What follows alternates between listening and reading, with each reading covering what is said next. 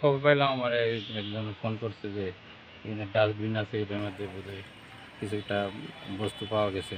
আমি আর দেখলাম human body পার্টসে কিছু একটা হইব, কারণ এটা ইনকোয়ারি করতে হইব। কারণ এখানে যেহেতু ডাস্টবিনে সুইপিং স্টাফরা পালায়, আর এখানে সিস্টার এই ইনচার্জ এটার সাথে ইয়ে থাকে, সুপারভিশন করে। তো কে বা কারা এখানে জেনারেল ডাস্টবিনে হিউম্যান বডি পার্টস পালাইছে, এটা নিয়ে তদন্ত করতে হইব।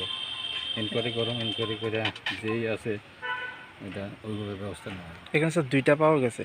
হ্যাঁ, তো স্যার আপনার কি মনে হইতেছে এখানে আপনার দেখে সেটা? এটা হয়তো কোনো সময়, অনেক সময় স্পন্টেনিয়াস অপারেশন টপারেশন হইলেও অনেক সময় কোনো বডি পার্টস থাকে, প্লাসেন্টাল বডি পার্টস থাকে, এগুলোই হইব। এটা টোটালি ব্রুম। এরকমই মনে হইতেছে, মানে দেখতে হইব, ইনকোয়ারি করতে হইব।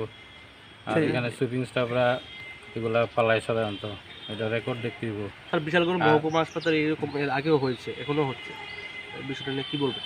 না, অনেক সময় স্পন্টেনিয়াস যদি ডেলিভারি হয় বা ইয়ে হয়, ধরো কোনো ধরনের অপারেশন হয়, স্পন্টেনিয়াস হয়, ও মেডিকেল লিগেলি হয়, যাই হয় রেকর্ড থাকে।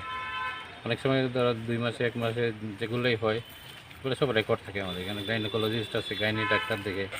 স্যার দুটি ব্রণ যেখানে পাওয়া গেছে সেখানে সিসিটিভি রয়েছে, আপনারা কি সেখানে তদন্ত করেছেন দেখে? এখনই যেহেতু আমি দেখলাম বিষয়টা নজরে আসলে, আমি তদন্ত করবো।